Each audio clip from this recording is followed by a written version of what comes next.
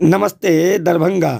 कल दरभंगा में कांग्रेस सेवा दल अल्पसंख्यक विभाग के तरफ से दरभंगा में भू माफियाओं के द्वारा जीएम रोड में ट्रिपल हत्याकांड के विरोध में दरभंगा टावर पर नरेंद्र मोदी और नीतीश कुमार का पुतला दहन किया गया।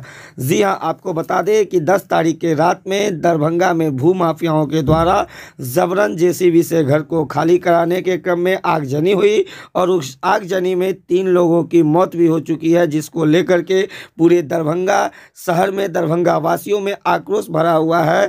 इसी को लेकर के कांग्रेस सेवा दल अल्पसंख्यक विभाग दरभंगा प्रमंडल अध्यक्ष डॉक्टर जमाल हसन ने कहा कि यह डबल इंजन भाजपा जदयू की सरकार हर मोर्चे पर विफल है। पूरे प्रदेश और दरभंगा में अपराधियों का बोलबाला है और कहीं न कहीं इनकी सरकार में अपराधियों को संरक्षण मिल रहा है, जिसके कारण भू माफिया इस तरह के और शराब माफियाओं को वर्चस्व मिला हुआ है और वो इस तरह के कांड करने के बाद भी फरार करते हैं। उनकी गिरफ्तारी अभी तक नहीं होती है। आइए सुनते हैं कि इन सारे मामलों में क्या कुछ कहा डॉक्टर जमाल हसन ने।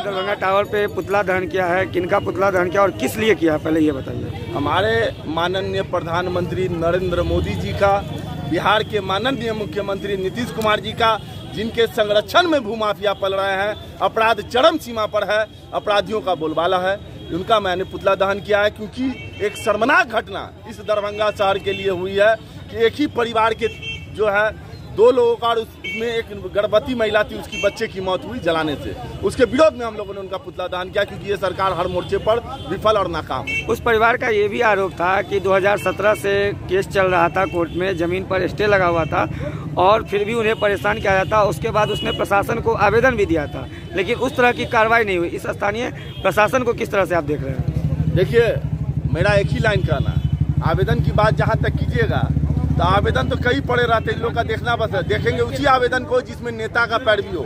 जहां तक मुझे भी पता चला है कि जो उसका मुख्य आरोपी है वो संजय झा, जो मंत्री है बिहार सरकार के, उनके संबंधी हैं।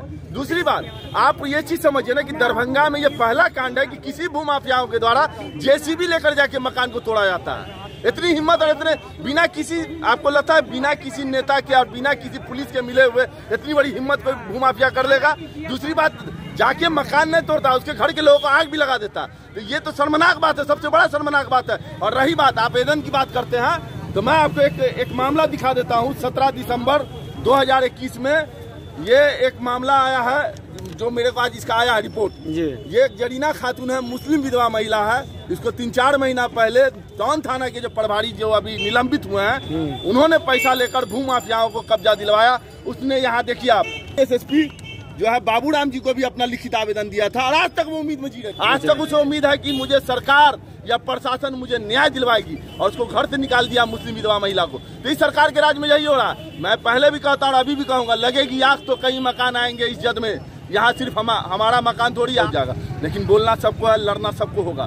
क्योंकि ये आज जो किसी और के घर में आग लगी है, कल किसी और के घर में आग लगेगी। क्योंकि हिम्मत और मनोबल बढ़ रहा है, क्योंकि सत्ता में बैठे नेता वैसे लोगों को समर्थन दे रहा है। एक सवाल और मेरा, आपने विधायक और सांसद को मुर्दाबाद का नारा लगाया। नगर विधायक भी वहां पहुंचे थे, उस परिवार से मिले और उन्होंने कहा कि जो भी इसमें सम्मिलित होगा उस पर कड़ी कार्रवाई होगी, और साथ ही सांसद का भी यही कहना है कि एक को भी छोड़ा नहीं जाएगा। एक बात मुझे बताइएगा सुमित जी, बड़ा अच्छा सवाल आपने कर दिया है। मैंने मुर्दाबाद किया है। नगर विधायक ने कितना सहयोग दिया उस पीड़ित परिवार को?